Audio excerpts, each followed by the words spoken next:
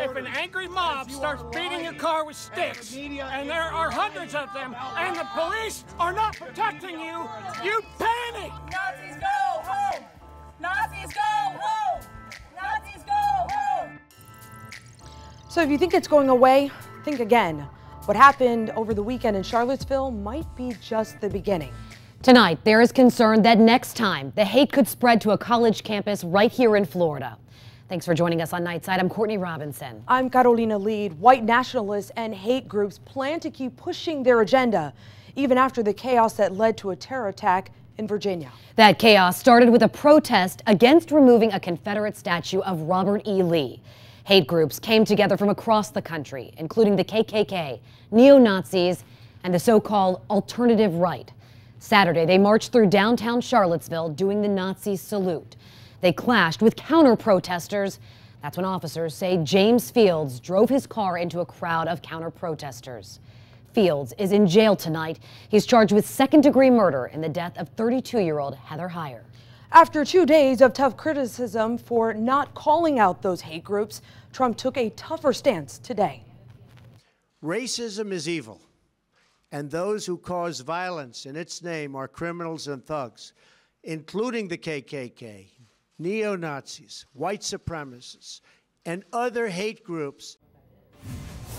Still, some are worried what happened in Charlottesville, home of the University of Virginia, could spread to other cities, especially college towns like Gainesville. The reason? Well, white nationalist Richard Spencer is scheduled to speak at the University of Florida next month, and almost 2,000 people say they're going to respond with a protest called No Nazis at UF. The Gainesville Police Department says it's also keeping an eye on certain blogs and forums where people are posting threats to turn Gainesville into, quote, the next white nationalist battleground. So who is Richard Spencer anyway? Well, he's the president of the National Policy Institute and describes himself as the creator of the alt-right label.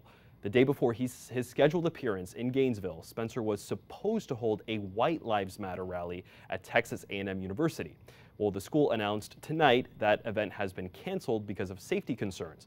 But this focus on college campuses is not new for the white supremacist or white nationalist movement. In March, the Anti-Defamation League tracked more than 100 cases of white supremacist flyers being handed out at universities, with a huge increase in the beginning of 2017.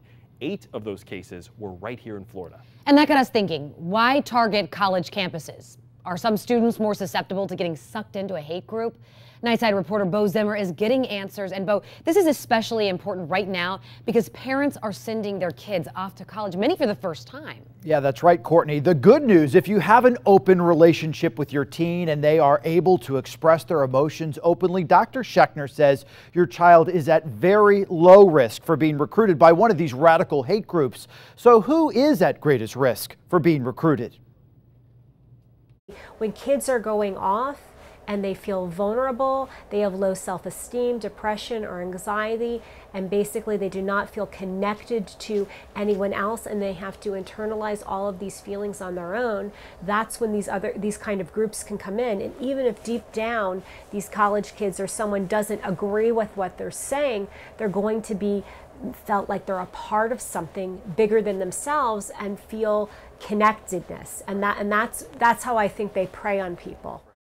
So why are some of these groups targeting college campuses? Well, Dr. Schechner says young people are very impressionable and still working to form their own opinions.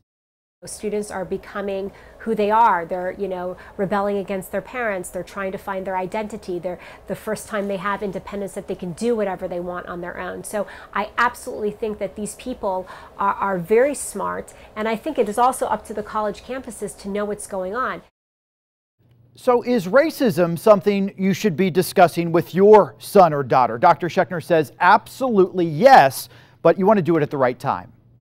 You don't need to be discussing it with, I would say, little kids, and even middle school kids have enough on their plate right now. I think high school kids, you definitely need to sit down and discuss, what are your views on religion? What are your views on politics? What are your views on, racism? You need to have that discussion and see if there's anything in their head that, wow, I didn't plant that there.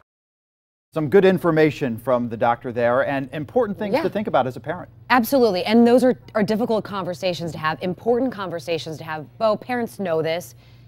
It's not a conversation you have once and then you leave it and move on. You got to do this over and over again. Yeah, and one of the things that is very, very important, even if your kid is going off to college, you've got to be listening to them. You've got to be paying attention to your kids, even when they're away. And if you hear or see something that doesn't sound right to you, take action. There are plenty of free resources. I know from going to the University of Florida, they have the Student Aid Center up there, but also they've got free psychology sessions if you are having some mental instability. So all important advantages, things to take advantage of.